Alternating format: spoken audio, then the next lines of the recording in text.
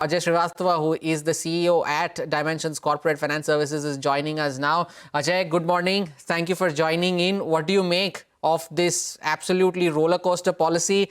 First, the 50 bips surprise, then comes the CRR surprise. What does that do now to all these banking, real estate names?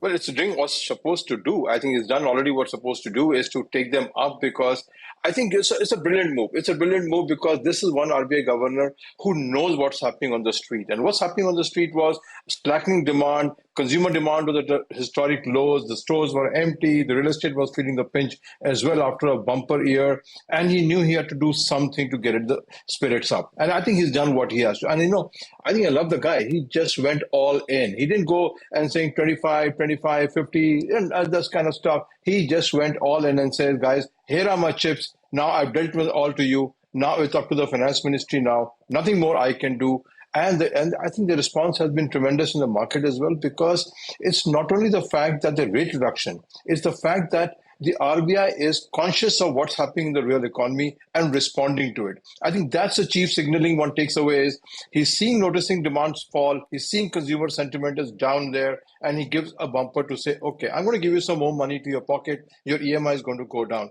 So I think it's more than just the policy gesture. I think it's also the response to what's happening on the field in the economy. That's a great positive coming from the move, and I think we should look at it positively to the manner that more should follow from finance ministry now on the GST side. I mean, that's the last leg left to get this economy up and going because the demand is slow in the market.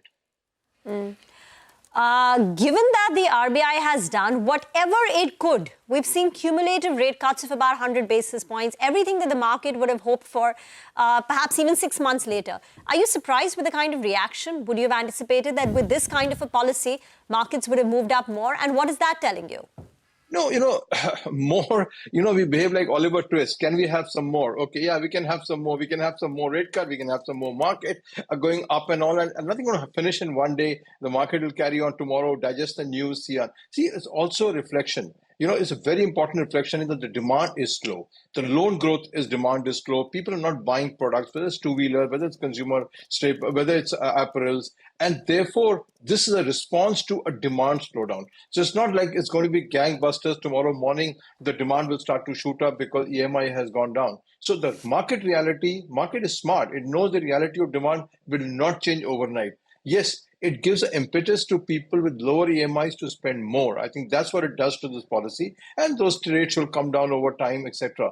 But therefore, market is fully cognizant that we are operating in a low demand scenario. So don't get carried away with what we are doing in terms of that this will open up some great growth of this thing. The growth forecast is still 6.5. It's not changed in the RBI stance. And I think lower inflation also reflects in an economy like ours, the demand slowdown. So, yes, you can expect market to have gone up by 3% or 4%, but the fact is we are all cognizant that the April, May, June results will not be the best result for most companies, and therefore temper down expectations, react to it. A lot of it is short covering also in the market. Market was heavily short at this point of time. So a lot of it is short covering more than investment buying. So one has to temper down and say, good day. At the end of the day, we all end well. I think that's a good part. But signaling is more important, that RBI is willing to act. And I think we can take some comfort from that. Promise less, deliver more is what would the street be expecting, right, when it comes to these companies going forward. But Ajay, does this mean that these larger private financials, the private banking, the giants, the HDFCs and the ICICIs, would they be the better placed ones now to put your money to work in, considering these cuts that have happened, and now will be better placed to increase their loan growth, to increase their growth in general as well? So does this large-scale private financial names, which has been a general consensus of the street as well, right, does this now become a more attractive opportunity than what it was? Oh, it does, because two things happen. One, of course, is that the capital requirement goes down because the CRR releasing money, they don't need to, get more capital in. So capital dilution gets postponed. That's the biggest thing happens in a bank. The moment you expand, you need more capital apart from profit. So you keep diluting your shares. So I think this is important for the CRR cut, particularly is important from the perspective they have more liquidity to lend. They don't need to necessarily go raise capital and then raise debt and then lend to the market. So one big important factor is that they will now have postponement of capital dilution. So obviously it becomes a good story for all of us to buy into. But having said that, more important thing to realize is that banking as a sector always underperforms the real economy. So when you're investing and allocating capital, yes, HDFC Bank may go up or X, Y, and Bank may go up. But remember this always, that real economy will give you better returns in India than the banking sector. It's true for the last 5 years. It will remain true for the next 5 years because banking is a heavily competitive sector, unlike most economy sectors where we have duopolies or reasonably strong companies with good margins. So you got to be careful to allocate capital to say, don't get carried away with financials, because for a financial company to grow, the real economy has to grow first. What about real estate?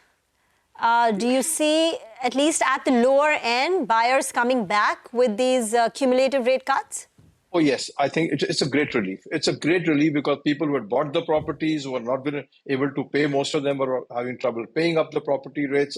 And therefore, it's a big relief to them that the EMIs would drop and they can buy more because the real estate price has also gone up. So I think it's a great relief for real estate buyers per se. They should come and buy it. Unfortunately, all the listed companies cater to the luxury space, which is not necessarily kind of affected so much by the loan interest. So I'm not sure there's a direct correlation for most listed companies, Reema. But the fact is, generally speaking, a lower EMI results in a positive outlook towards real estate, generally speaking. So I think it's a good move for all the real estate companies, although most of them sell to super luxury market for whom EMI rates make really no difference. Ajay, now that the policy has been hogging the limelight, the other two sectors that have been hogging the limelight aside of the policy, one has been defense, the other has been railways. Stocks going up 80, 100% in a month. Defense has had triggers, but that is also on a very, very long-term basis that their order inflows coming in. The executions will happen over a 3-4 year period. But stocks have gone up and they've gone up exponentially. Same is the case for railways. And despite the fact that they are still down almost 30-40%, these railway names, you still find them expensive? Of course they're expensive. They're crazily expensive. But yes, a couple of companies had a lackluster 1 year or 2 years, which happens, but they're good quality companies for long-term growth. So, just to look at a perspective from a 1 year performance, I don't think it's fair to some of the companies.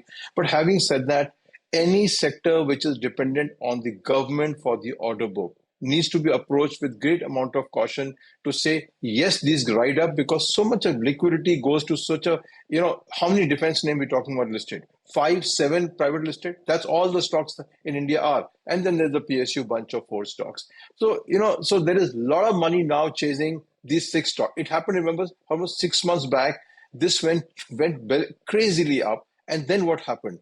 Every mutual fund came with a defense scheme, and I think 1 or 2 mutual funds have barely made it to the break-even point after 8 months or 1 year of defense. I'm talking of defense-focused mutual fund.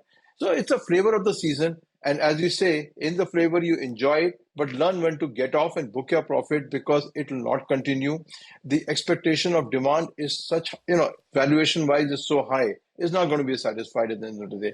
So yes, ride the tiger, ride the trend. But the fact is, when the music stops, it will stop every 6 months. When realization come, orders are not coming. Are you going to be sitting on a chair? Or are you going to be standing, waiting out in the mirror? That's the question to yourself. Enjoy it till it lasts, as they say. Ajay, pleasure having you as always. Thank you so much for sparing time and joining us today. But to take this conversation